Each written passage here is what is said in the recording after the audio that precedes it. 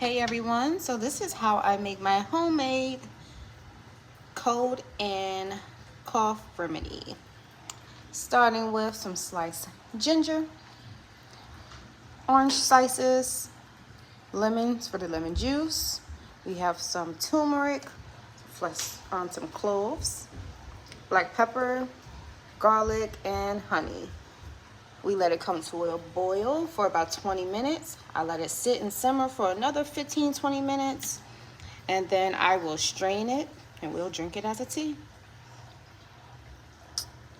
Enjoy.